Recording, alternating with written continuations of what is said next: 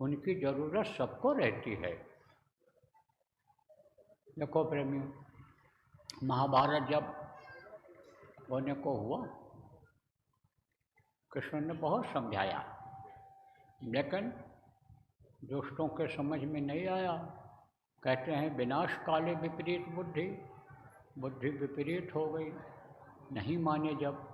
तब उन्होंने कहा महाभारत संभवी, अब महाभारत कराना ही पड़ेगा। काल और दयाल दोनों अंश था उनमें, दया भी करते थे और छोड़ते नहीं थे दुष्टों को। दोनों काम के लिए आए थे। संत तो केवल दया ही करते हैं, दयालु ही होते हैं, लेकिन वो काल और दयाल दोनों धार लिए हुए होते हैं। जैसे राम भगवान थे काल रूप तिनकर में भ्राता, शुभ और अशुभ कर्म फल दाता। उन्होंने कहा था मैं कि शुभ कर्म करने वालों को मैं शुभ फल देता हूँ और बुरा कर्म करने वालों का मैं नाश कर देता हूँ। समझाया, जब नहीं माने तब अर्जुन से कहा उठाओ गांडियों, चलो मैदान में। बोले हम नहीं जाएंगे, सारे के सारे तो हमारे नज़दीकी, सारे के सारे तो हमारे रिश्तेदार यहाँ खड़े हैं, इनको मार करके मैं नर्क नहीं जाना चाहता हूँ। अरे कृष्ण भगवान बोले अर्जुन तुमको भ्रम हो गया, भूल हो गया। अरे महाभारत तो हो गया, तुमको क्या पता है। बोले कैसे विश्वास करें। तो अर्जुन से कहा कृष्ण ने कि अब विश्वास तुमको मैं कराता हूँ। इतना दिन हो गया तुमको मेरे साथ रहते हुए और अभी तक आप मुझको नहीं समझ पाए, अब आज पहचान कराता हूँ मैं। बैठे, कहा बैठो, बैठाया और कहा आँख बंद करो और ध्यान लगाओ। तो ध्यान लगाया, फिर कहा खोलो आँख, आँख खोले, पूछा कि कुछ दिखाई पड़ा। बोलो कुछ नहीं दिखाई पड़ा। क्यों नहीं दिखाई पड़ा? क्योंकि इंसान से अच्छे और बुरे कर्म बन जाते हैं और वो कर्म जमा होते रहते हैं अंदर में और उसी की सज़ा मिलती है। दुख झेलता है जब तक यहाँ रहता है और मरने के बाद नरकों में चला जाता है, वहाँ गोते खाता है, वहाँ मार पड़ती है, जलाया सड़ाया तपाया जाता है। वहाँ से जब छुटकारा मिलता है तो यह कीड़ा मकोड़ा की योनि में, पशु पक्षी की योनि में, गंदे जानवरों की योनि में बंद कर दिया जाता है। सजा मिलती है कर्मों, तो जान अनजान में कर्म बन जाते हैं। कुछ कर्म ऐसे थे कि जो जमा थे उनके आँखों के सामने। देखो प्रेमियों, दो आँखें अंदर, दो आँखें बाहर है और एक आँख अंदर जीवात्मा में है। तो उस जीवात्मा के आँख के सामने पर्दा लगा हुआ था, तो वो तो अपनी मेहनत से हटता है। शरीर से मेहनत करनी पड़ती है जिससे पाप होता है, और उस समय तो ज़्यादा मेहनत करनी पड़ती थी। अब या तो कोई उस पर्दे को हटावे, अपने पावर से हटावे, अपनी शक्ति से हटावे, तब तो अंदर में कुछ दिखेगा। कृष्ण ने अपने पावर से पर्दे को हटाया, उन कर्मों को धोया, उन्होंने साफ किया। कैसे? यहाँ पर ठोका ऐसे, ठोका ऐसे 2 4 5 बार, बस वो पर्दा हट गया।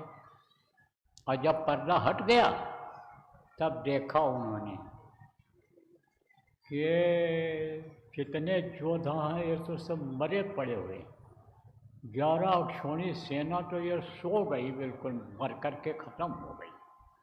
हमको तो खाली निमित्त बनना है।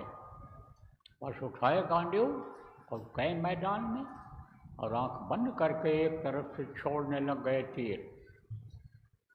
तो उनको तो मालूम था कि किसने मारा, किसने गिराया, किसने ये महाभारत किया है, कराया है।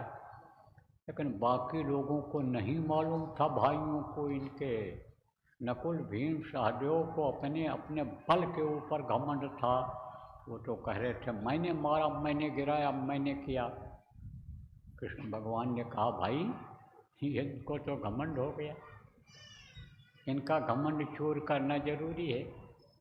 ले गए उसके पास। किसके पास? बब्रीक के पास। बब्रीक कौन था? बहुत बड़ा योद्धा था वो, बहादुर था। तो वो खड़ा हुआ था महाभारत शुरू होने से पहले। कृष्ण जायजा ले रहे थे कि किसके पास क्या हथियार है, कौन कौन वीर इसमें आए हैं, देख रहे थे। पूछा उससे, तू क्यों खड़ा है यहाँ पीपल के पेड़ के नीचे? तू कौन है? बोला बब्रीक हूँ। यहाँ क्यों खड़ा है? महाभारत में लड़ाई लड़ने के लिए। तेरे पास कोई हथियार न दिखाई पड़ रहा है, न तेरे साथ और कोई आदमी है, फौज फाटा या और कोई है साथ देने वाला, तो तू अकेले लड़ेगा? बोला अकेले लड़ूंगा। हिम्मत देखा। कहते हैं ना कि मनोबल ऊंचा रहे, और मन के हारे हार है, और मन के जीते जीत।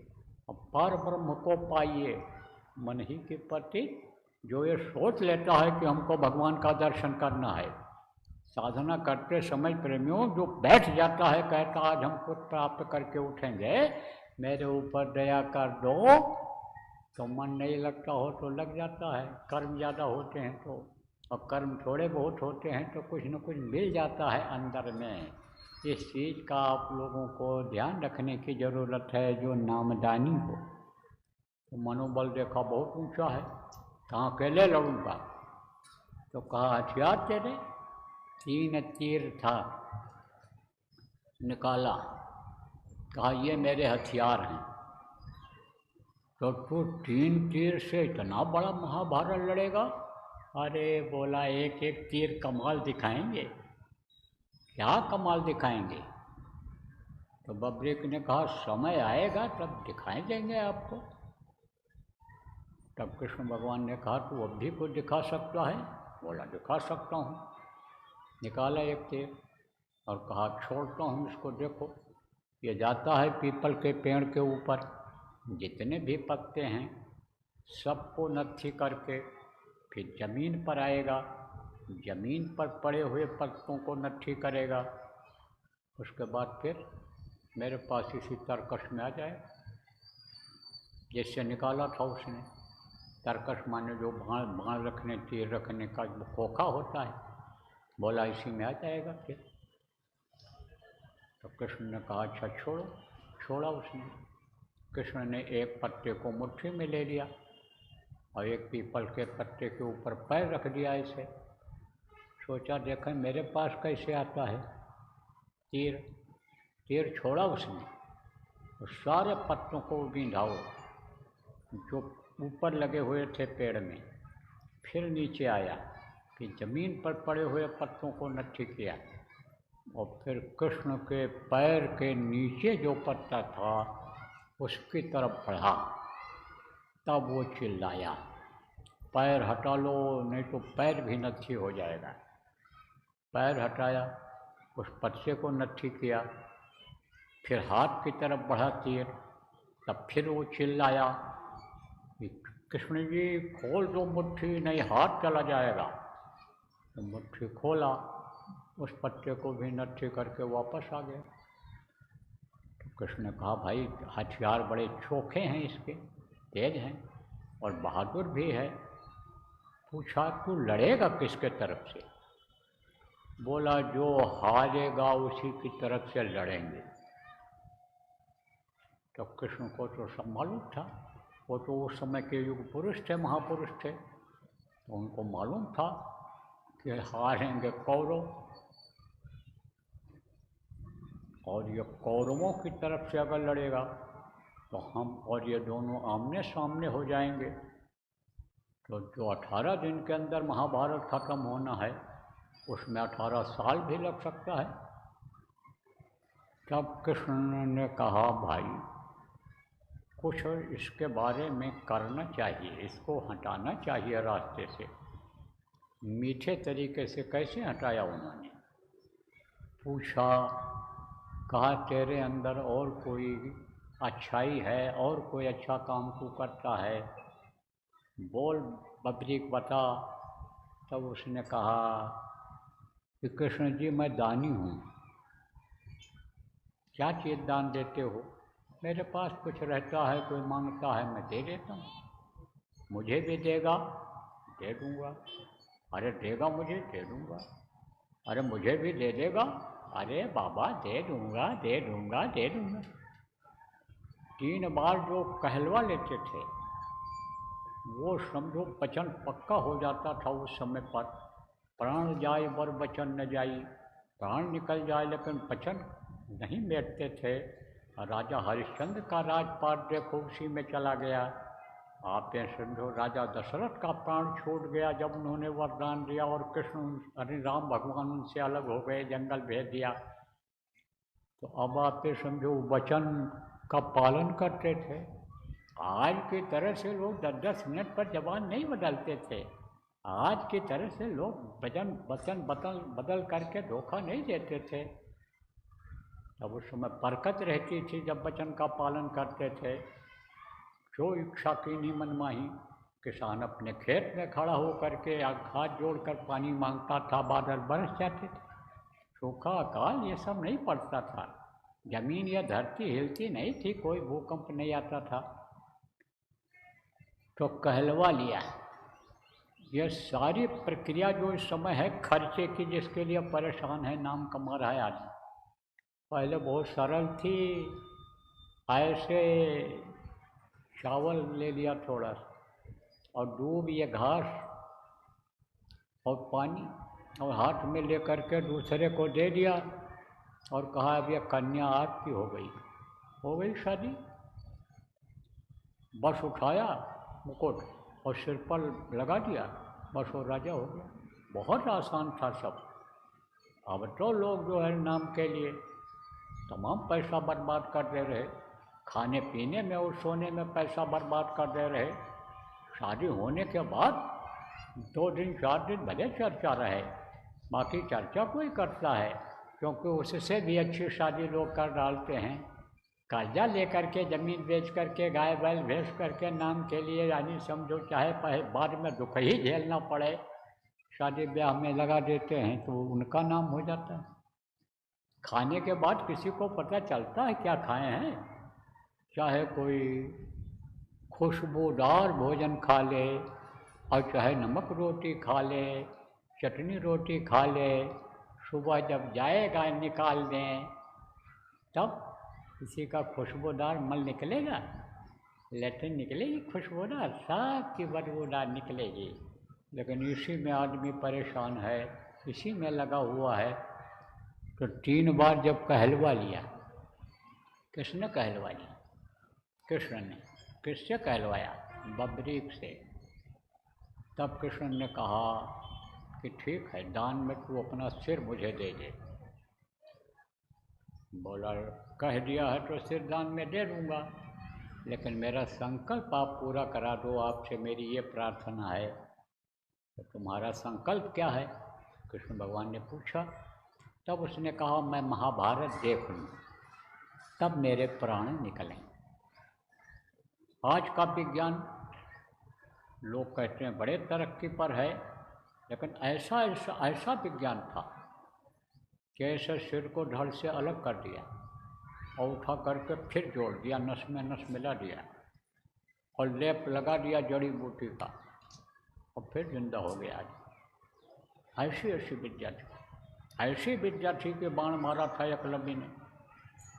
आप ये समझो कि कुत्ते का मुंह बंद हो गया था, एक बाण से कई बाण हो गए। अब ऐसी कोई विद्या है समय? नहीं है। पुरानी विद्या को लोगों ने छोड़ दिया है, लेकिन उसको जगाने की ज़रूरत है, उसको लाने की ताकत को अपने अंदर ज़रूरत है। आज जो मैं आपको बताऊंगा वो ताकत आप में आ सकती है। तो प्रेम में समझो आप कि उसका सिर काट करके पहाड़ के ऊपर रखवा दिया था। तो जब ये लोग भांसने लगे कि मैंने मारा, मैंने करने लग गए, तब ले गए उनके पास ले गए। किसके? बबरीक के पास। अब पूछा तूने महाभारत देखा? कृष्ण और पांडव से कहा मैंने देखा। कहा क्या देखा तुमने? कहा मैंने देखा चक्र सुदर्शन चल रहा है और बड़े बड़े योद्धाओं का सिर काटता चला जा रहा है, बड़े बड़े योद्धा गिर रहे हैं, धराशायी हो रहे हैं। कृष्ण ने कहा कि भाई ये वीर लोग क्या कर रहे थे? उसने कहा ये सब मुंह फैलाए हिजड़े की तरह खड़े हुए थे। मैंने तो किसी को कुछ करते देखा ही नहीं। मैं तो यही देखा कि केवल चक्र सुदर्शन चल रहा है और सब योद्धाओं का, दुष्टों का सिर काटता चला जा रहा है। तब ये शर्माए कि करने वाला दूसरा, हमको निमित्त बनना पड़ता है। जैसे आपको प्रचार प्रसार या गुरु के नाम काम को आगे बढ़ाने के लिए सत्संगियों कहा जाता है, तो आप कभी कुछ करते हो, अहंकार आ जाता है। आप इसके यानी हिसाब से नहीं कर पाते हो कि हम नहीं कर पाएंगे, लेकिन गुरु का नाम ले करके अगर आगे बढ़ो और कर ले जाओ तो गुरु पर समझ लो उनकी दया थी। न कर पाने की क्षमता रखते हो तो मुँह खोएं बाचाल पंगु चढ़ें गिरवर गहन। जब गुरु की दया हो जाएगी तब आप समझो वो शक्ति आ जाएगी, ताकत आ जाएगी कि आप उसमें कामयाब हो जाओगे। तो करने वाला कराने वाला गुरु होता है, विश्वास की ज़रूरत होती है, प्रभु होता है, विश्वास की ज़रूरत होती है। तो इनका अहंकार खत्म हुआ उस समय। कृष्ण ने बपरीक से कहा देखो भाई, उसने कहा मैं जाना चाहता हूँ, अब अपना वरदान वापस ले लो। और मेरा संकल्प पूरा हो गया, अब मेरा प्राण निकल जाए। जब बब्रीक ने कृष्ण से ये कहा तो कृष्ण भगवान ने भी कहा देख, मैं जिस काम के लिए आया था वो काम मैंने पूरा कर दिया, दुष्टों का संहार कर दिया और धर्म की स्थापना कर दी। अब ये बदल जाएगा युग, त्रेता बदल जाएगा और कलयुग आएगा।